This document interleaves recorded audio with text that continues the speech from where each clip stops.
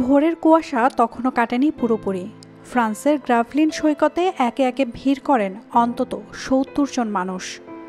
কেউ এসেছেন সিরিয়া থেকে, কেউ আফগানিস্তান কিংবা আফ্রিকার যুদ্ধবিধ্বস্ত কোনো গ্রাম থেকে, দক্ষিণ এশিয়ার কোনো দেশ যেমন বাংলাদেশ থেকেও কি।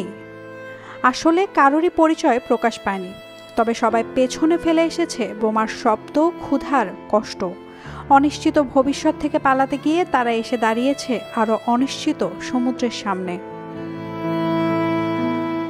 কিন্তু সামনে তাদের অপেক্ষা করছে আরও অনিশ্চিত সমুদ্রযাত্রা।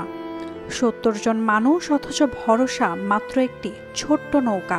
লিখবো আমার ভবিষ্যৎ মসৃণ পাতায় পাতায়, এই উজ্জ্বল ক্যানভাস আমার প্রিয় খাতায়। সঠিক পাতার খাতা, রঙিন কলম বাঁধা, শিখেছি দেখো নতুন করে মজার ধাঁধা। ভাল লাগে এই খাতায় লিখে যতবার, মনে হয় এ আমার সেরা উপহার।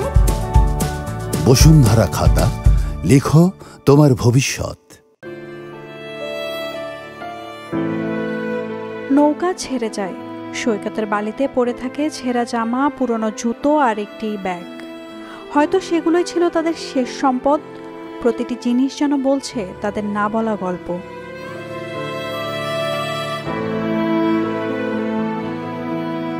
দূর থেকে সব দেখছিল ফরাসি পুলিশ। তারা জানে এই পথ ভয়ঙ্কর। উত্তাল ইংলিশ চ্যানেল, ব্যস্ত জাহাজ চলাচল, একটি ভুলেই মৃত্যু নিশ্চিত। কিন্তু অন্য কোনো বৈধ পথ না থাকায় তারা বাধ্য হয়ে এই পথ বেছে নেন। মানবাধিকার সংগঠন বলছে এই সমুদ্র পথ আসলে মৃত্যুফাদ। তবু পাচারকারীদের প্রলোভন আর বাঁচার অদম্য তাগিদে প্রতিদিনই কেউ না কেউ নামছে এই অন্ধকার যাত্রায়। কিন্তু এই গল্পের আরেকটি নির্মম দিকও আছে। যারা এই ছোট্ট নৌকায় করে ইংল্যান্ডে পৌঁছান, তাদের অনেকেই আবার ওয়ার ফর আউট চুক্তির মাধ্যমে ফ্রান্সে ফিরিয়ে নেওয়া হয়, যেন তাদের জীবন কষ্ট ও পরীক্ষার বিষয়।